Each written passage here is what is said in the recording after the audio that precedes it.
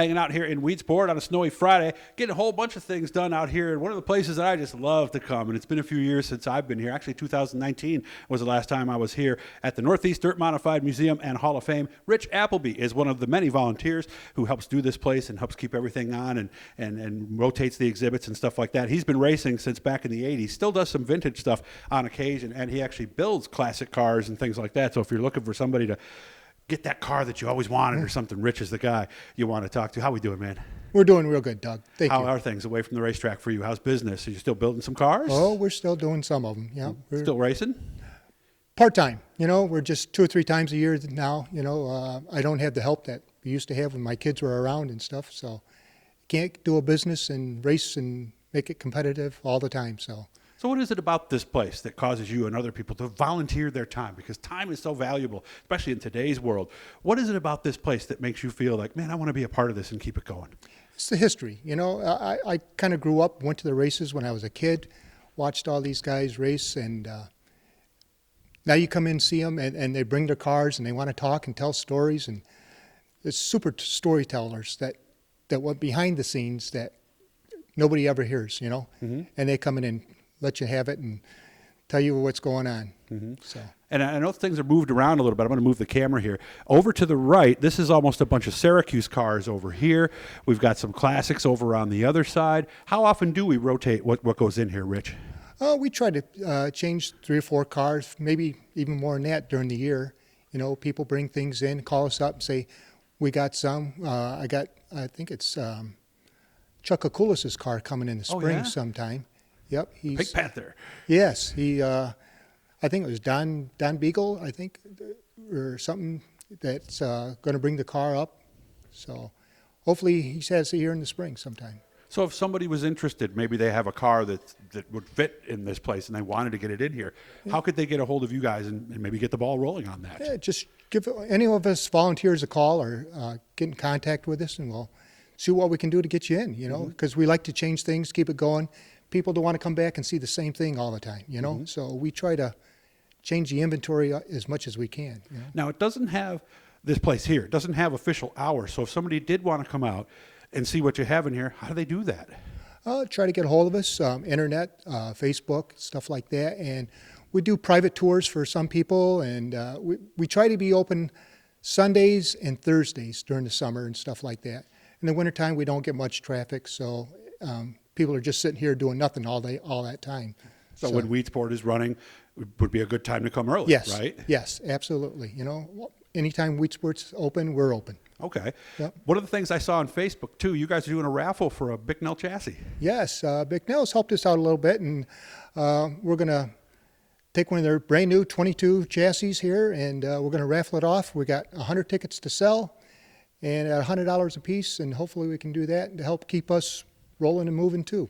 So if you're not in the area, just get a hold of you through Facebook is probably the best way to do it? Yes, that or Carl Schartner on Facebook, and he's got most of the stuff that needs to be taken care of if you want one. Okay. And if you don't know any of those guys, send me a message through YouTube, and I'll get you a hold of these guys. Right. And when is the drawing for that going to be? Do you know yet? As soon as we sell all the tickets. Okay, so hopefully very, very soon. Yeah.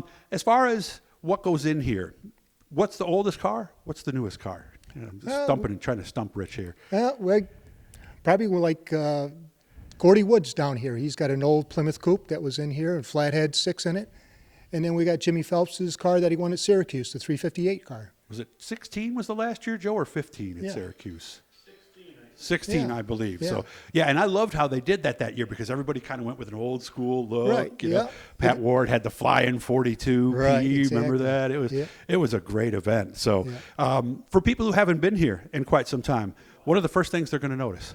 Of course, we did a repaint job here probably about 7-8 years ago. Changed the portraits around from one side to the other. Now we're updating the portraits. Some of them have faded out and flaked off and stuff like that. And kind of like the drivers, huh?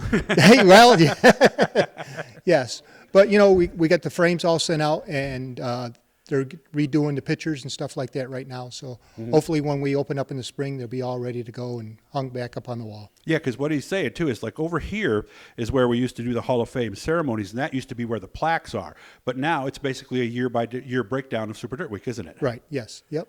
And the plaques, they're over there, as you can see. I'm not going to go so far. I don't want Joe to be on camera again. So he's already been on a couple times today. And that's where you're talking. Well, actually, I'm going to have to show him because we're going to show the black spot in the wall. There's Carl Shartner on the left, by the way. That's the area that's going to be redone right there? Yes, all those pictures that are missing are out getting repaired.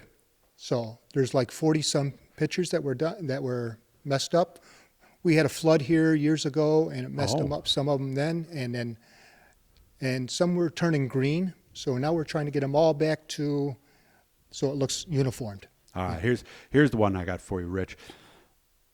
If they were running a practice session over there and somehow you were able to go, all right, somebody was able to go, all right, Rich, any car you want in here, you can take it out there and take some laps in it. Which car would it be? I'd probably try one of the Jack Johnson or Lou Lazaro cars. Okay. Just to see. Okay. Or that or Dave Lape's cars, Don't want to try one of these sprint cars here or one of the midgets perhaps? By myself. Yeah. I don't want nobody else around me. Yeah, and wasn't it Joe, was kind of like the AJ Fort car. Is that kind of like the one you got stuck in a few years ago? I have pictures of that. Oh, you do have pictures of that. All right, so we're going to have to get with Joe on that. They had him in there. Did you actually take a lap or just sit in it? No, just take a lap. All right. And he set a new track record, by the way. So he was ready to go after that. So, again, look these guys up on Facebook. Is there a number here they can leave a message at or no? You can usually get a hold of Jack Spino. It's 315-374-3661. All right, 374-3661. That's how you get a hold of Jack Spino.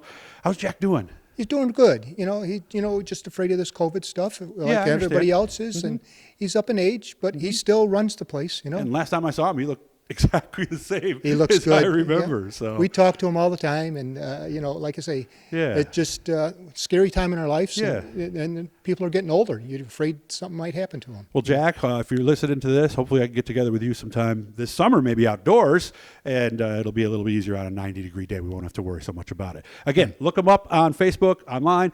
Let's see, again, they changed the name, Northeast Dirt Modified Museum and Hall of Fame. Changing stuff. If you're interested, you got a car you want to get in here, or you just want to come up and bring a group of people and have some fun, make sure to get a hold of Rich or Carl or, like we said, Jack Spino. Thanks for having me out today, man. I appreciate it. Thanks for having us, Doug. Appreciate it.